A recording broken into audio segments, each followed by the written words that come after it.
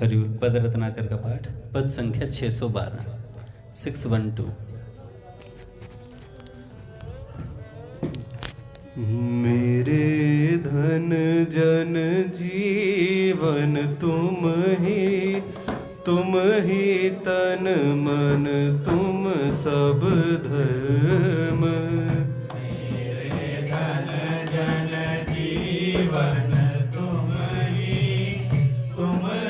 तन मन तुम सब धर्म। तुम ही मेरे सकल सुख सदन, प्रिय निज जन प्राणों के मर्म। तुम ही मेरे सकल सुख सदन, प्रिय निज जन प्राणों के मर्म। तुम ही एक बस आवश्यकता, तुम ही एक मात्र पूर्ति। तुम ही एक बस आवश्यकता, तुम ही एक मात्र पूर्ति। तुम ही एक सब काल सभी विधि, हो उपास्य शुचि सुंदर मूर्ति। तुम ही एक सब काल सभी विधि, हो उपास्य शुचि सुंदर मूर्ति। तुम ही काम धाम सब मेरे, एकमात्र तुम लक्ष्य महान। तुम ही काम धाम सब मेरे, एकमात्र तुम लक्ष्य महान। आठों पहर बसे रहते तुम, मम मन मंदिर में भगवान। आठों पहर बसे रहते तुम, मम मन मंदिर में भगवान। सभी इंद्रिय को तुम शुचितम कर, तेने ते स्पर्श सुखदान। इंद्रियों को तुम करते नित्य स्पर्श सुखदान। भाय भयंतर नित्य निरंतर, तुम छेड़े रहते निज तान। भाय भयंतर नित्य निरंतर, तुम छेड़े रहते निज तान। कभी नहीं तुम ओझल होते, कभी नहीं तजते संयोग। कभी नहीं तुम ओझल होते, कभी नहीं तजते संयोग। घुल मिले रहते करवाते, करते निर्मल रस संभोग। घुल मिले रहते करवाते, करते निर्मल रस संभोग। पर इसमें न कभी मतलब कुछ, मेरा तुमसे रहता भिन्न। पर इसमें न कभी मतलब कुछ, मेरा तुमसे रहता भिन्न। हुए सभी संकल्प भंग में, मेरे के समूल तरु छिन्न। हुए सभी संकल्प भंग में, मेरे के समूल तरु छिन्न। भोक्ता भोग्य सभी कुछ तुम हो, तुम ही स्वयं बन बने हो भोग, भोग्य सभी कुछ तुम हो, तुम ही स्वयं बने हो। मेरा मन बन सभी तुम ही हो, अनुभव करते योग वियोग। मेरा मन बन सभी तुम ही हो, अनुभव करते योग वियोग। राधा राधा राधा राधा राधा राधा राधा।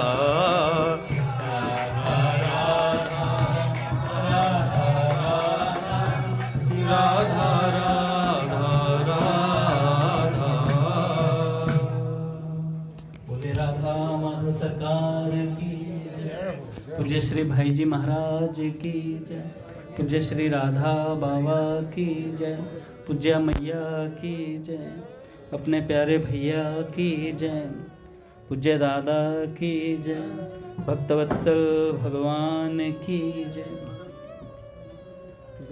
हरि बोल। बड़े सौभाग्य का क्षण है कि आज भी हमें सत्संग और कीर्तन का परम लाभ प्राप्त हो रहा है।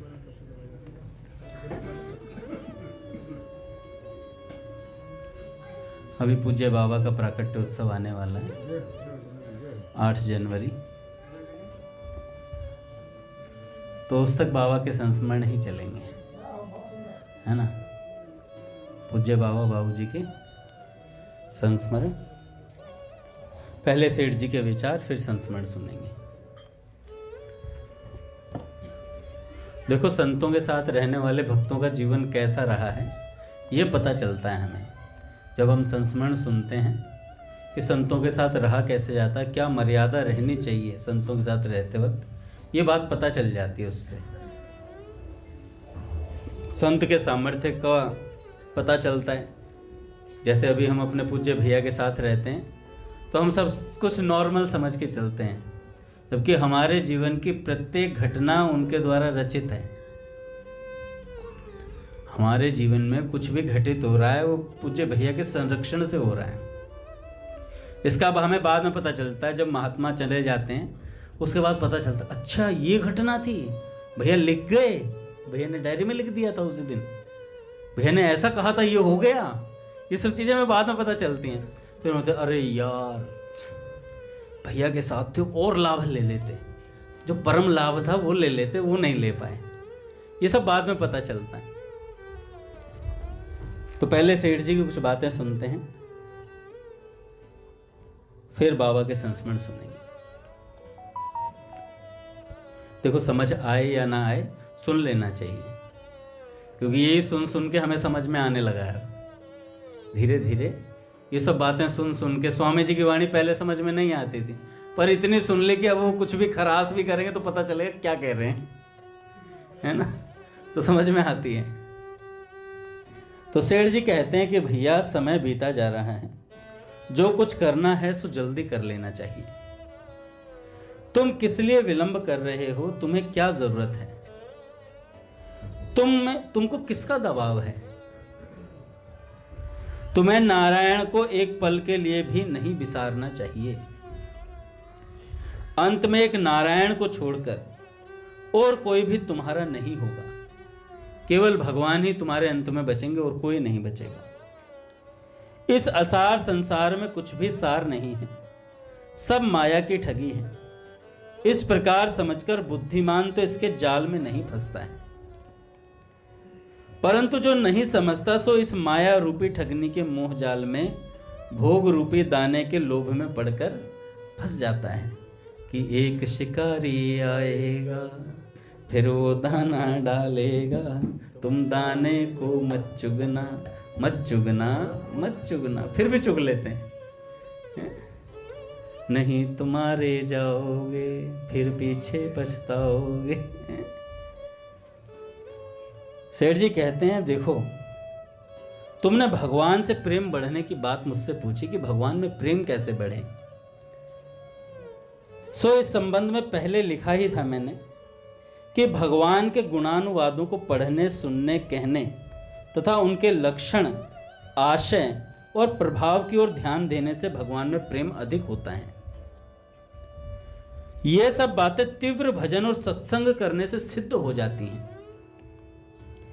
जिस वस्तु की तीव्र इच्छा होती है उसके लिए स्वाभाविक ही बहुत अधिक प्रयत्न और चेष्टा की जाती है। जिस वस्तु की आवश्यकता होती है उसके लिए तीव्र चेष्टा की जाती है। जैसे अगर हमारे पास नौकरी ना हो तो कितनी तीव्र चेष्टा होती है।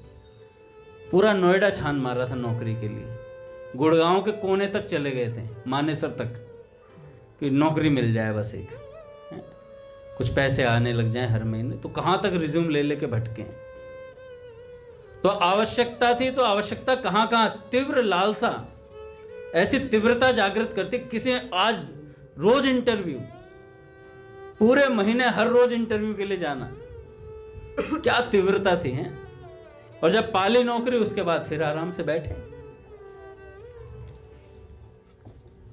तो सेठ जी कहते हैं, देखिए भैया ये सब बातें तीव्र भजन और सत्संग से हो सकती हैं। जिस वस्तु की तीव्र इच्छा होती है उसके लिए स्वाभाविक प्रयत्न और चेष्टा की जाती है। तो भगवान की तीव्र इच्छा होगी तो अपने आप भजन बनेगा, सत्संग सुना जाएगा, मन भी लगेगा।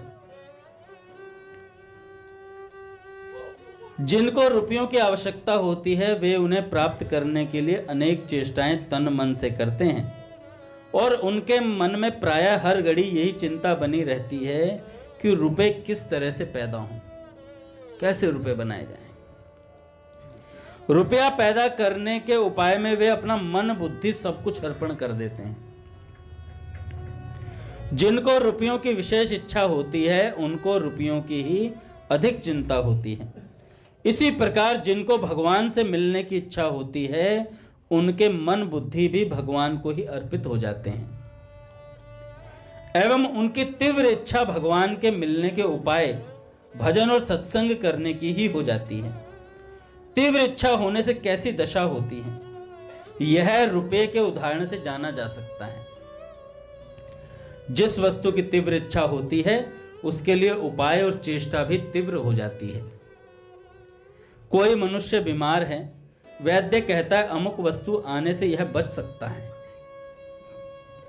ऐसे समय उस वस्तु के लिए कितनी अधिक चेष्टा होती है, कहीं से भी हो जाए ये दवाई लानी है भाई। ऐसे ही चेष्टा भजन और सत्संग के लिए होनी चाहिए। इच्छा के तीव्र होने से तीव्र चेष्टा होती है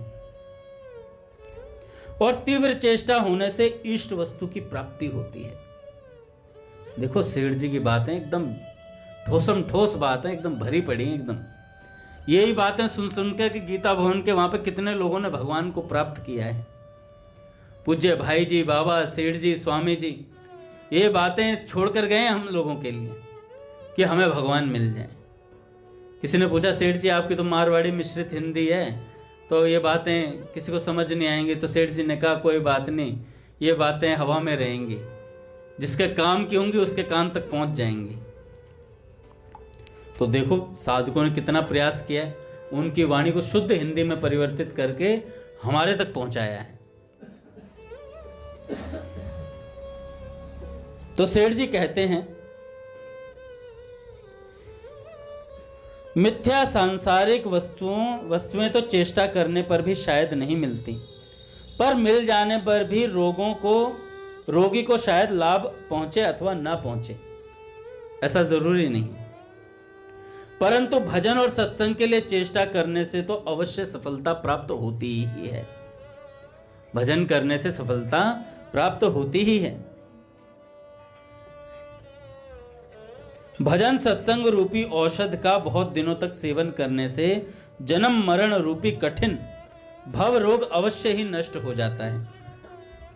सत्य की चेष्टा कभी व्यर्थ नहीं जाती। कितना सुंदर वाक्य है। सत्य की चेष्टा, सत्य को प्राप्त करने की चेष्टा कभी व्यर्थ नहीं जाती। हम सोचते हैं ना कि हमारे 2 माला करने से भगवान मिलेंगे क्या। हाँ, आपने सत्य को प्राप्त करने की चेष्टा की है, 2 माला से ही करिए पर करी तो है। तो इस 2 माला से ही भगवान खींचे चले आएंगे। आप निरंतरता रखिएगा। साधक ने कहा जप में अधिक भूल होती है, जप करते हैं भूल हो जाती है। तो सेठ जी कहते हैं जप का अधिक अभ्यास करने से ही जप की भूल दूर हो सकती है, एवं भूल होने पर भी प्रसन्न मन से जप करने का अभ्यास रखने से आगे चलकर प्रेम पूर्वक जप हो सकता है। जिस समय जप निरंतर होता है उस समय तो प्रेम पूर्वक ही होता है।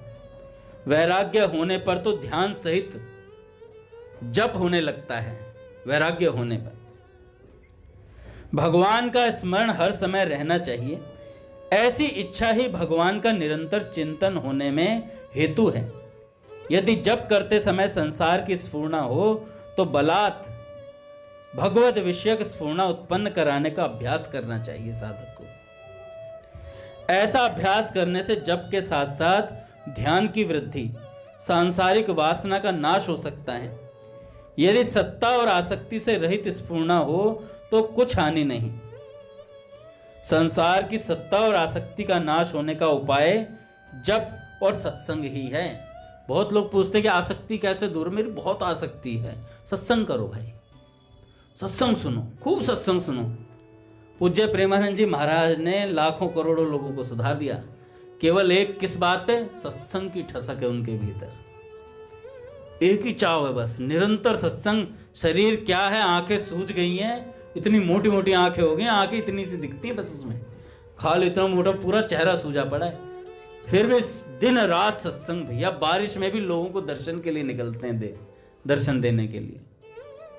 क्या चाव है भैया, जीवों के कल्याण की क्या वृत्ति, ये उसी में हो सकती है जिसका चित्त भगवान से जुड़ जाता है।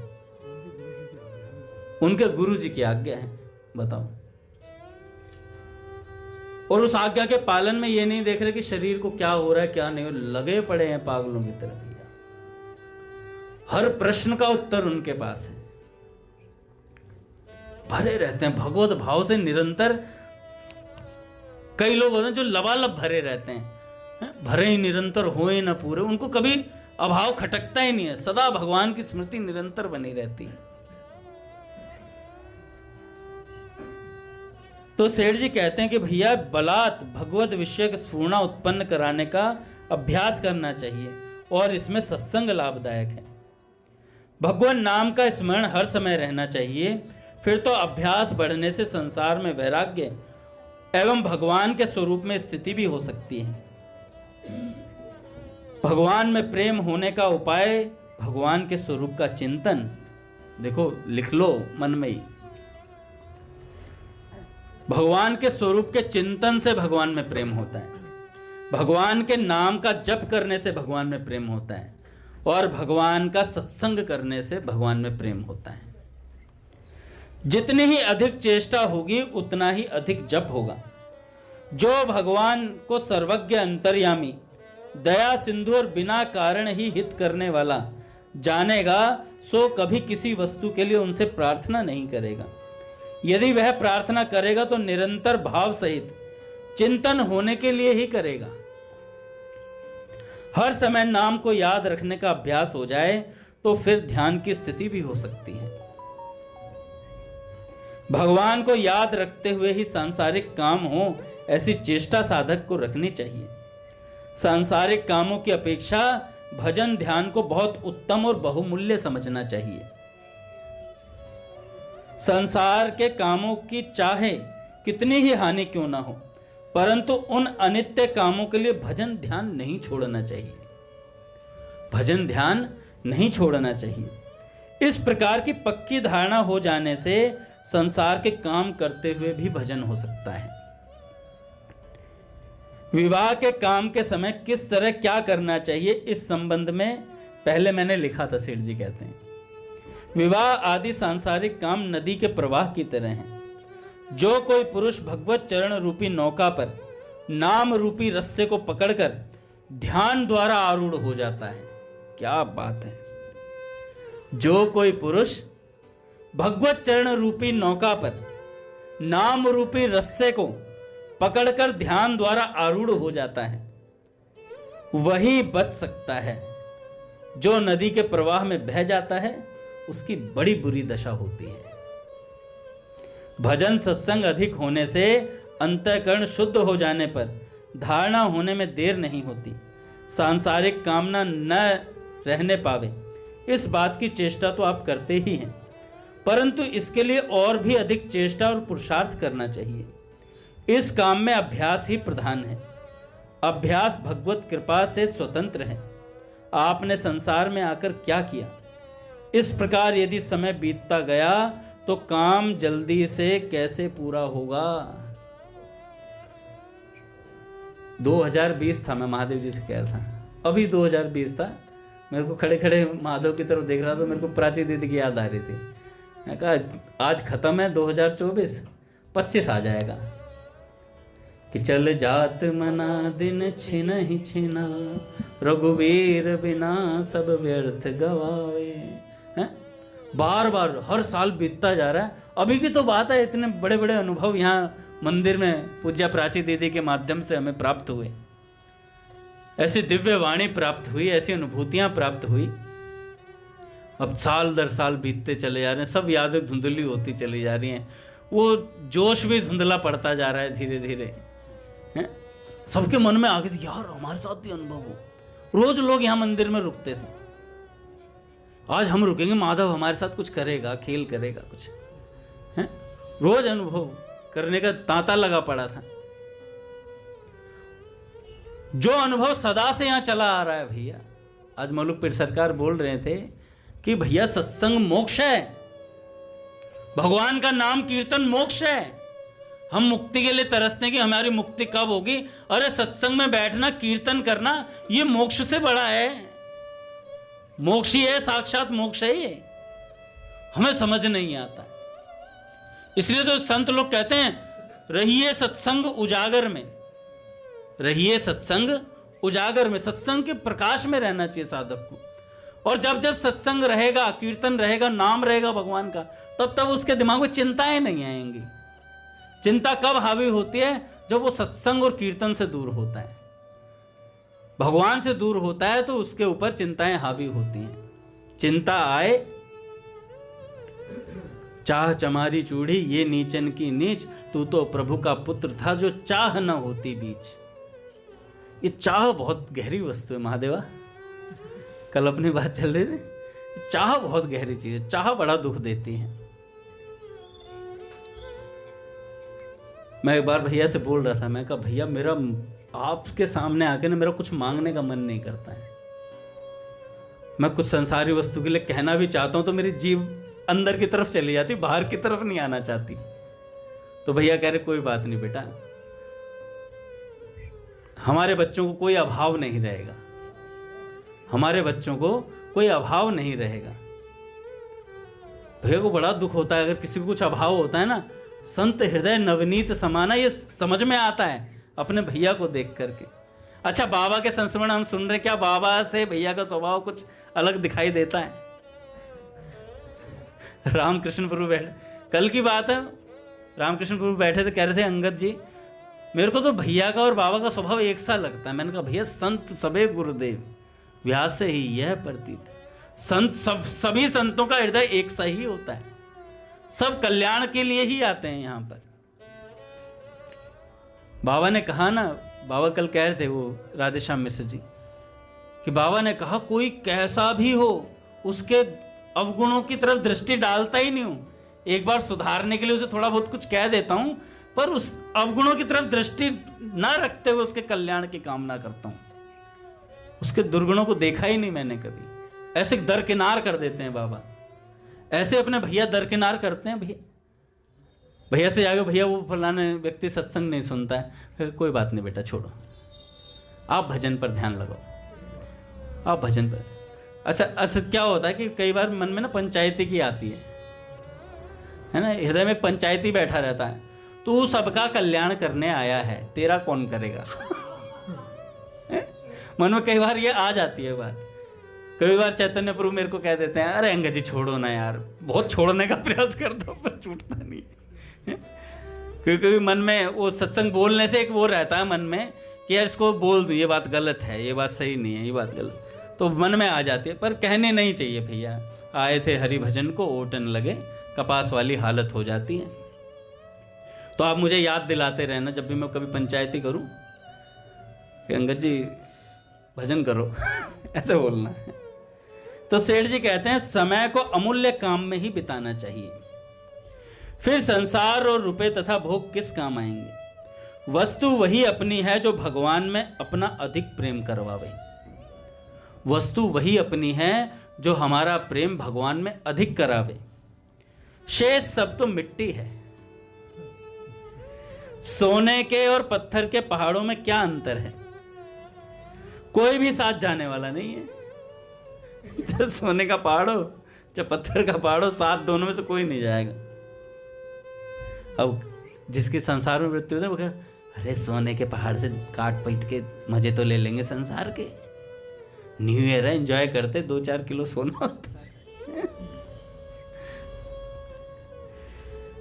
मजे फिर हम नहीं लेंगे, मजे यमराज जी के दूत जब हाथ खींचेंगे ना अंदर पकड़े सीधा तख्त पे लिटाते हैं वो ताबड़ तोड़, खूब पिटाई होती है फिर।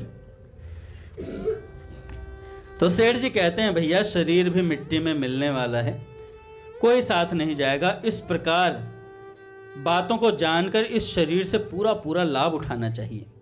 भगवान के भजन ध्यान के सिवा एक पल भी वृथा क्यों जाए। किसी भी बात के लिए एक पल भी बिना भजन ध्यान के नहीं जाने देना चाहिए, क्योंकि सभी कुछ अनित्य है। अनित्य के लिए अपना अमूल्य समय हाथ से कभी नहीं खोना चाहिए। यह सेठ जी की बातें। अब चलते हैं बाबा के पास। आज थोड़ा जल्दी खत्म करूंगा क्योंकि सबको न्यू ईयर है तो पार्टी वगैरह में जाना होगा।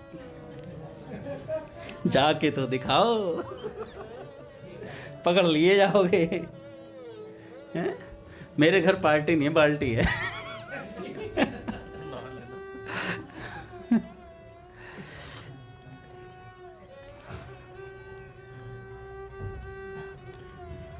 पूज्य राधेश्याम मिश्र जी कहते हैं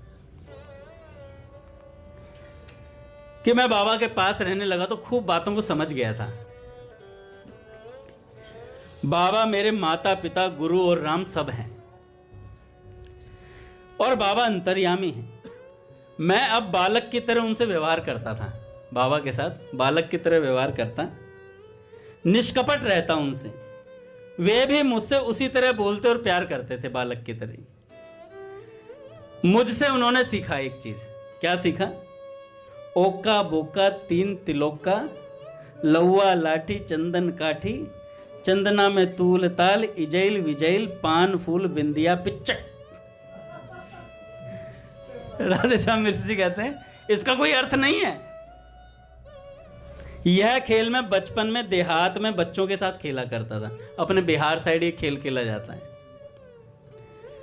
अब मुझे प्रायः कहते बाबा बार बार, मिसिर एक बार बोलना ओका बोका, ओका बोका बोल, पट खुलेंगे महाराज। श्री राम जय राम जय जय राम,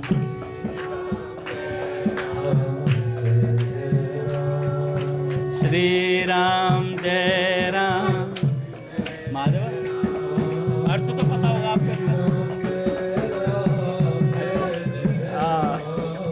श्री राम जय राम जय जय राम, श्री राम जय राम, जय जय श्यामा जय जय श्याम,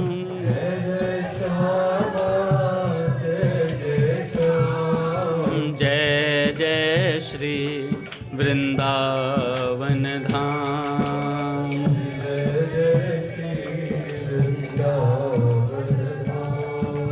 जय जय श्यामा जय जय श्याम,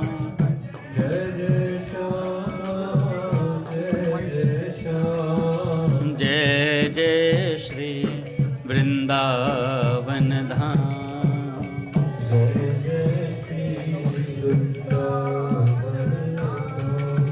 बोलिए राधा माधव सरकार की जय। तो बाबा बार बार कहते राधेश्याम मिश्र से कि मिसिर एक बार ओका बोका बोलो।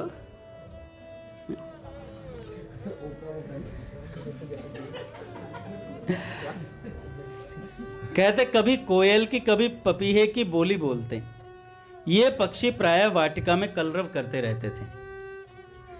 उसी में एक काली चिड़िया, जिसको मैं भुजियटी कहता था, राधेश्याम मिश्र जी कहते हैं मैं उसे भुजियटी कहता, वह प्रायः रोज लीची की डाल पर आ जाती और बोलती, ठाकुर जी ठाकुर जी ठाकुर जी। मैंने कहा, बाबा यह चिड़िया क्या बोल रही है जानते हैं? तो बाबा पूछते, बता क्या बोल रही है? तो मैंने कहा, ठाकुर जी ठाकुर जी ठाकुर जी। ये चिड़िया ठाकुर जी बोलती है। अब वह चिड़िया बाबा का खिलौना बन गई। बोलते, मिसिर तेरी भुजियटी आ गई, अब ठाकुर जी कर रही है। तो मिश्र जी कहते हैं, संसारी मां उतनी संभाल क्या करेगी जितनी बाबा मेरी करते थे। संसारी मां तो जहां वह रहती है, यदि मैं वहां रहता तभी संभाल करती, परंतु यह बाबा रूपी जननी तो सब दिन सब देश काल में साथ रहती है। मेरा नियम था प्रातः पाठ सुनाने का। जब मैं प्रयाग या घर चला जाता तो किसी को नियम दे जाता था ये, कि भैया आप सुना देना बाबा को रामायण का, रामचरितमानस का पाठ सुना देना। एक बार बाबा मुझसे बोले, मिसिर जब बाहर जाते हो तब उतने दिन पाठ बंद कर दिया करो, दूसरों को पाठ मत संभलाया करो, जब लौटकर आया करो तब मुझे सुना दिया करो। मुझ दास पर इतनी कृपा बरसाते रहते कि मैं अघाता नहीं था, निरंतर उसी में डूबता उतरता रहता था। मेरी एक एक सेवा पर ध्यान रखते कि त्रुटि ना हो जाए। बाबा मेरी एक एक सेवा पर ध्यान रखते। एक दिन कोपीन पहनाना था मुझे बाबा को, तो कोपीन पहना रहे थे। मैं कोपीन को बिना झटके पहनाने चला तो बाबा ने रोक दिया, कहा इसे झटको, कहीं कोई कीड़ा ना हो। अब यह मेरी आदत बन गई, उससे कितना सुख मिल रहा है यह मैं जानता हूं, यह मैं जानता हूं। मेरा नियम था सायंकाल ड्यूटी से घर आकर प्रसाद पाकर 5:50 पर बाबा के दरबार में उपस्थित हो जाना, क्योंकि 6 बजे से विशेष सत्संग शुरू होता था। प्रतिदिन समाधि के पास सत्संग करना होता था। उस सत्संग में कमल जी, मुन्नी जी एवं जोशी जी रहते। हाँ, उस सत्संग में रहते। फिर रात में जब प्रभु मच्छरदानी में जाते तब मैं घर जाता। एक दिन मैं आया, बेल के नीचे से ही प्रणाम किया और देखा बाबा शौच गए हैं। मुझे भगत जी नहीं दिखाई दिए। मैं बाबा के हाथ पैर धुलाने की तैयारी करने अंदर गया। वहां राधाबाई, राधेश्याम पालड़ीवाल जी पहले से खड़े थे। मेरे पहुंचते ही राधाबाई ने कहा, आप बाहर जाइए, हमें कुछ प्राइवेट बात करनी है बाबा से। जैसे बोल देते ना भाई, हमें बाबा से ज़रूरी बात करनी है। मान लो मैं भैया से मिलने जाऊं और रघुनाथ जी खड़े हों, तो रघुनाथ जी कहें, अंगद जी 1 मिनट रुको, बाहर जाओ अभी। नहीं, रघुनाथ जी तो ऐसा नहीं बोलते मेरे को, बाबा पति पावन जी हो तो पति पावन जी से मैंने कहा, पति पावन जी मुझे भैया से मिलना, तो बताएं अंगद जी अभी प्राइवेट बात चल रही है, अभी बाहर ही रुको। तो ऐसे रुक गए भाई हरिशरण। तो मिश्र जी कहते मैं चुपचाप चला गया, हालांकि मैं नहीं जाता। तो मिश्र जी कहते मैं चुपचाप चला गया। तो बाहर नटवर जी, साधु कृष्ण प्रेम जी जो थे, उनकी पत्नी खड़ी थी बाहर। उन्होंने पूछा, मिश्र जी आप बाहर क्यों चले आए? तो मिश्र जी ने थोड़ा सा ताना मारना या इस भाव में ऐसे बोल दिया, अंदर गवर्नर साहब खड़ी हैं। अंदर गवर्नर साहब खड़ी।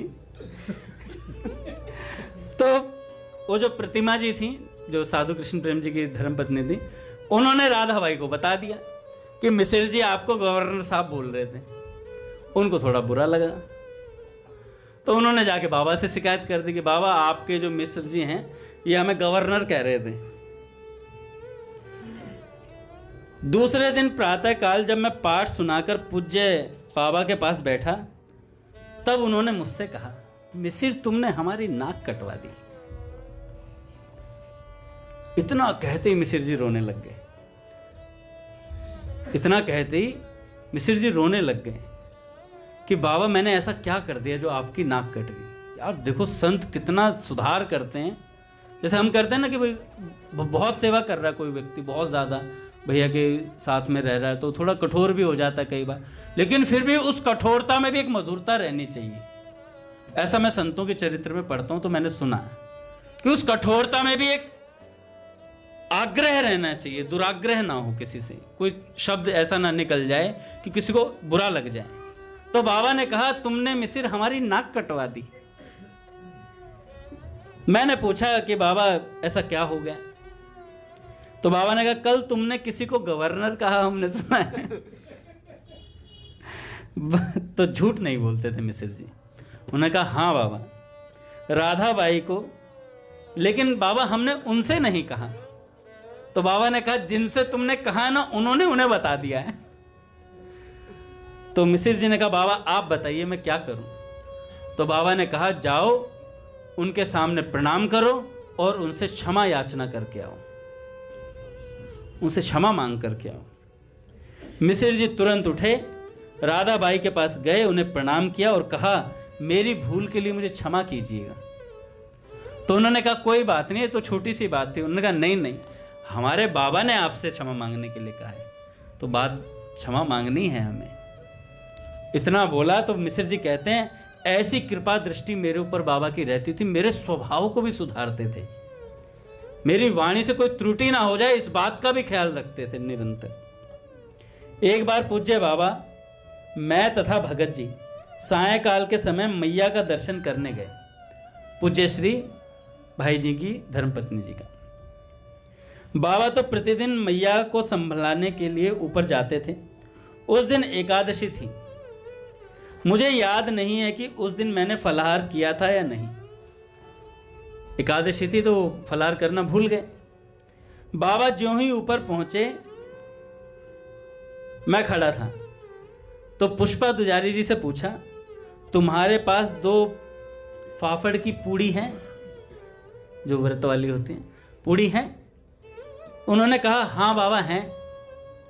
बाबा बोले ले आओ, अगर कोई साग हो तो वो भी लेते आना, कोई साग हो तो वो भी लेते आना। पुष्पा जी ले आई।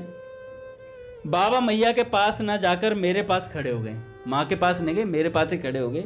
मुझसे बोले हर ग्रास पर राम बोलकर ये प्रसाद पा, हर ग्रास पर राम बोलकर ये प्रसाद पा। मैं तो उस क्षण को याद करके निहाल हो जाता हूं कि वे मुझे राम नाम खिला रहे थे। उस समय कह रहे थे एक एक कोर पर राम नाम लेकर के ये प्रसाद पा। मेरे अंतर्यामी बाबा ने मुझसे एक बार भी नहीं पूछा कि फलाहार किया कि नहीं। मुझे शिक्षा देने के लिए खिलाने लगे कि जब भी प्रसाद पाओ तो राम नाम ले लेकर के एक एक कोर पाना चाहिए,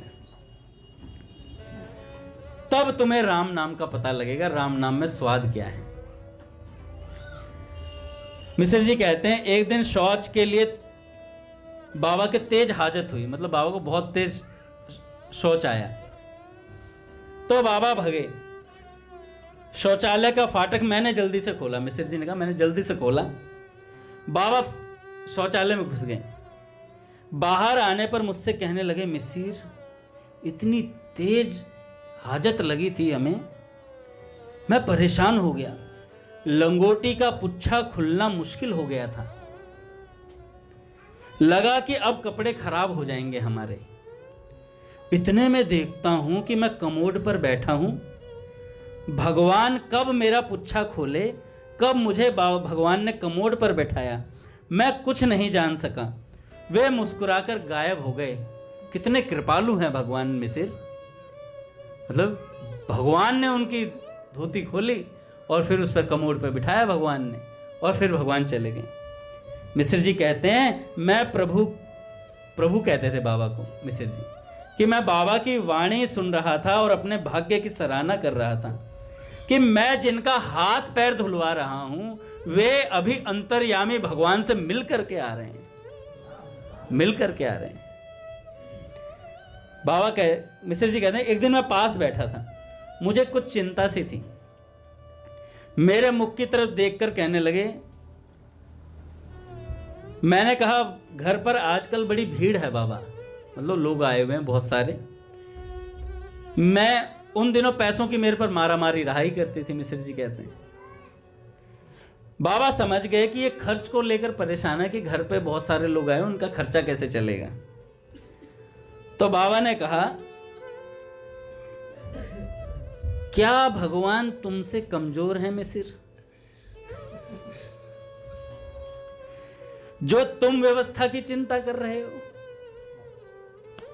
कभी भविष्य में ऐसा मत सोचना। तुम रघुनाथ जी के भक्त हो, रघुनाथ जी जब मर जाएंगे तब चिंता करना। तुम रघुनाथ जी जब मर जाएंगे तब चिंता करना।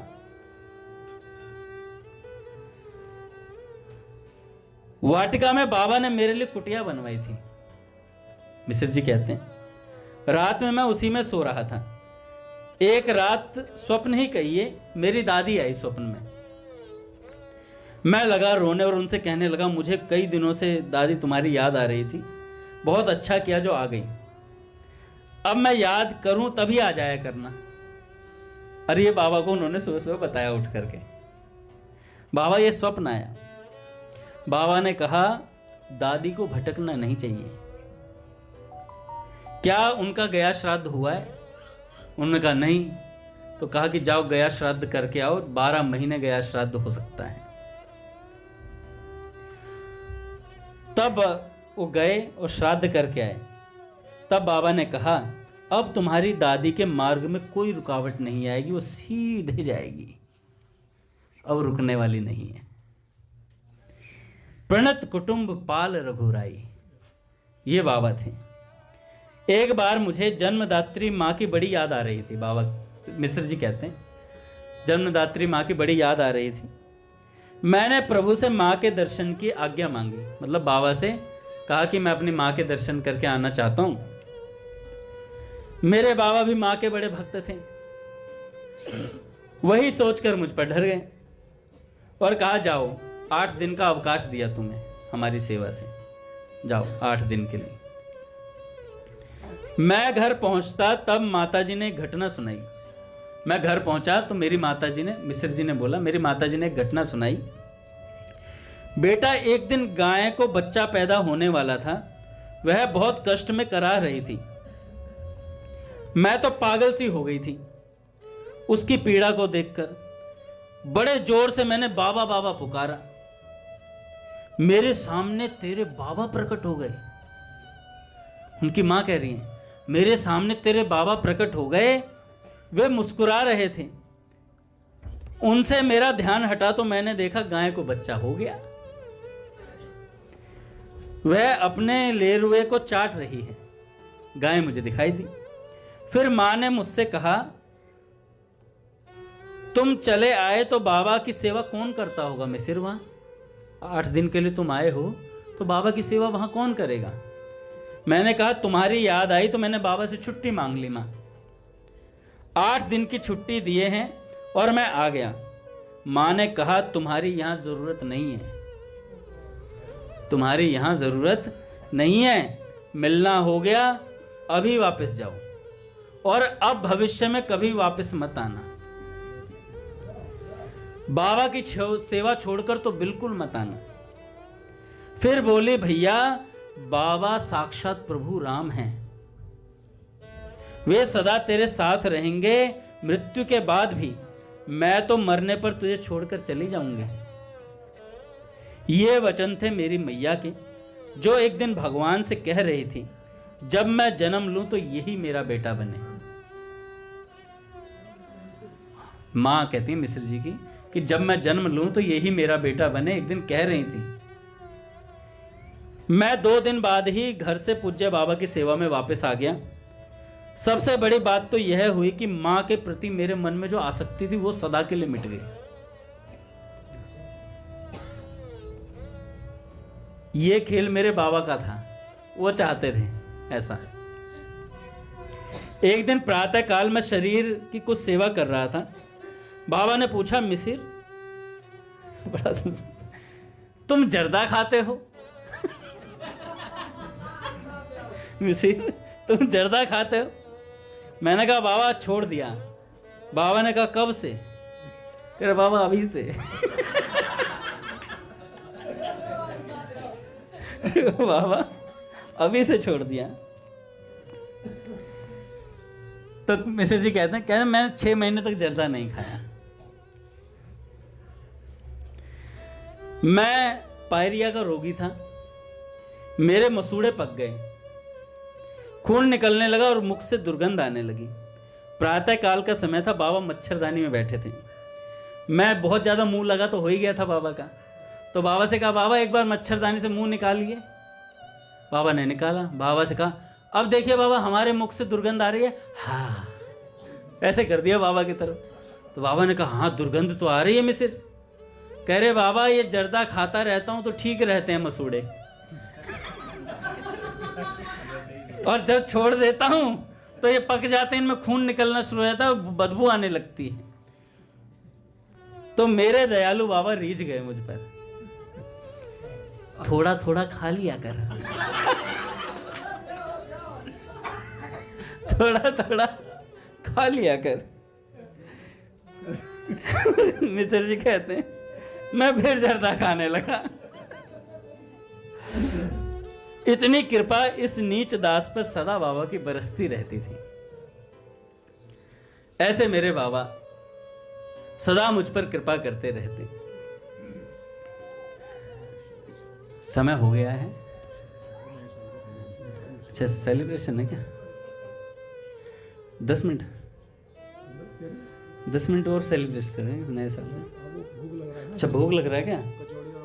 अच्छा चलो और भी सुनते हैं थोड़ा सा।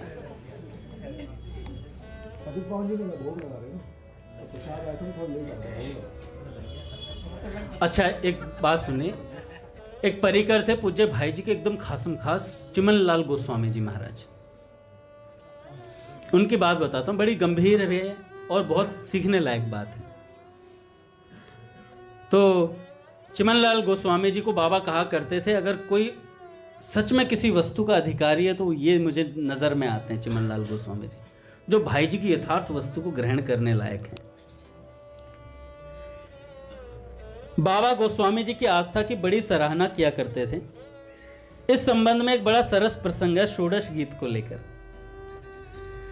षोडश गीत के 10वें पद की 6वीं पंक्ति में जो आज कराई थी, नित्य निकुंजेश्वरी राधा जी की उक्ति है कि 8 पहर बसे रहते तुम मम मन मंदिर में भगवान। तो बाबा ने कहा, मन में स्फुरित हुआ बाबा के, यार नित्य निकुंज में भगवान, ये तो ऐश्वर्य युक्त भगवान हो गए, तो यहाँ पे कुछ और होना चाहिए। तो वहाँ पंक्ति थी, बाबा ने उस पंक्ति को कहा, 8 पहर सरसते रहते तुम मन सरवर में रसवान। तो भगवान की जगह रसवान कर दिया।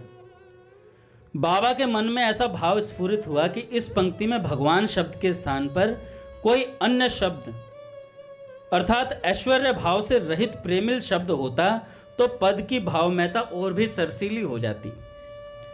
बाबा की तथा बाबूजी की दोनों की ही स्पष्ट मान्यता है कि नित्य निकुंजेश्वरी श्री राधा एवं नित्य निकुंजेश्वर श्री कृष्ण साक्षात भगवती भगवान है, परंतु प्रेम के मधुर राज्य में उनकी यह भगवत्ता थोड़ी गुप्त रहती है।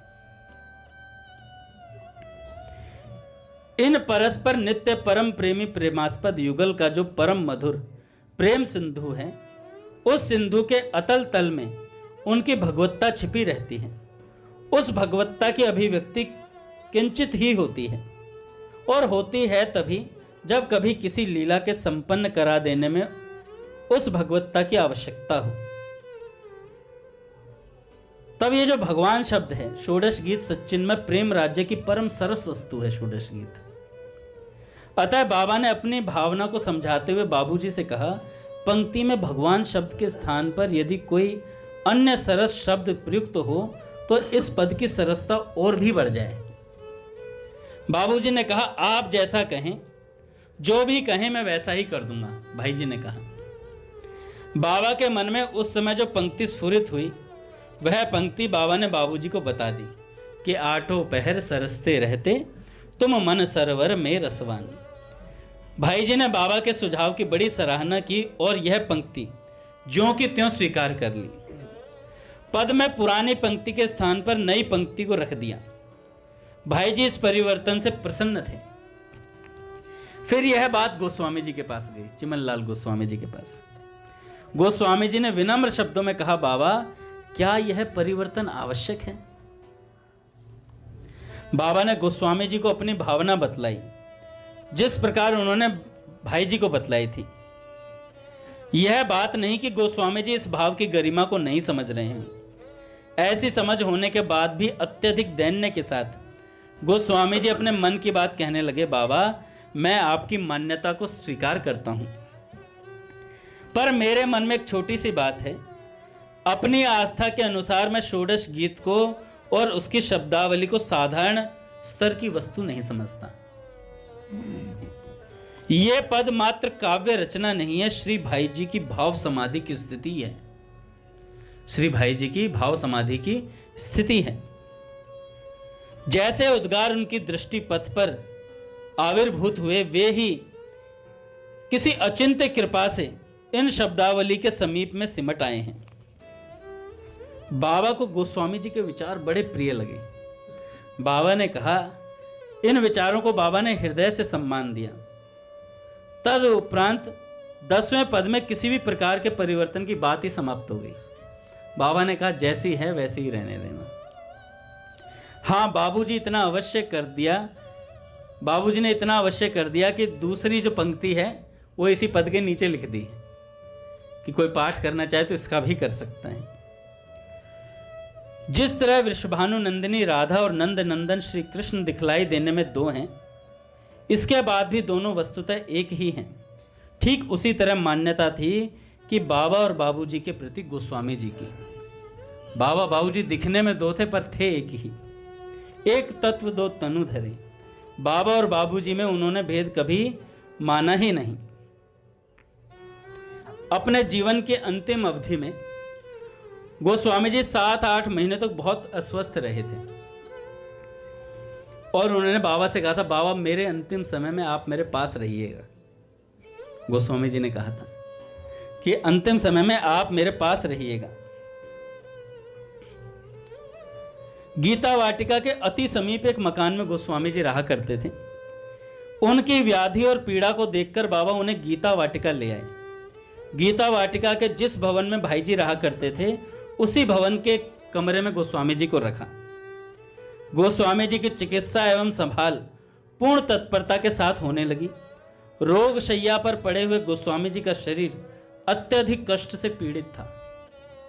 रुग्ण गोस्वामी जी की चिकित्सा और परिचर्या में जितना समय और जैसा ध्यान बाबा ने दिया, उसको देखकर विस्मय होता है कि बाबा कितना ध्यान रखते थे। इस कष्ट की स्थिति में भी गोस्वामी जी के अधरों पर एक ही वाक्य था। मरणासन स्थिति में थे, एक ही वाक्य था, नाथ तुम्हारी इच्छा पूर्ण हो, नाथ तुम्हारी इच्छा पूर्ण हो। गोस्वामी जी की भीषण बीमारी को देखकर बाबा ने कहना आरंभ कर दिया था, भैया अब चला चली का मेला है और गोस्वामी जी अधिक नहीं रह पाएंगे। एक बार परिचर्यारत व्यक्तियों को ऐसा लगा गोस्वामी जी करवट बदलना चाहते हैं अथवा बोलकर कुछ कहना चाहते हैं, तो उन्होंने पूछा, आप क्या चाहते हैं? गोस्वामी जी ने कहा, मैं कुछ नहीं चाहूं, बस यही चाहता हूं। मैं कुछ नहीं चाहूं, बस यही चाहता हूं। असहनीय वेदना होते हुए भी गोस्वामी जी ने यह नहीं कहा कि उन्हें औषधि या उपचार की आवश्यकता है। कष्ट की अधिकता को देखकर यदि कोई सहानुभूति दिखलाता तो गोस्वामी जी कहा करते थे, भैया प्रभु का प्रत्येक विधान मंगलमय है, इस रुग्णता में भी प्रभु का मंगल स्पर्श क्रियाशील है, उसी का अनुभव होता रहता है।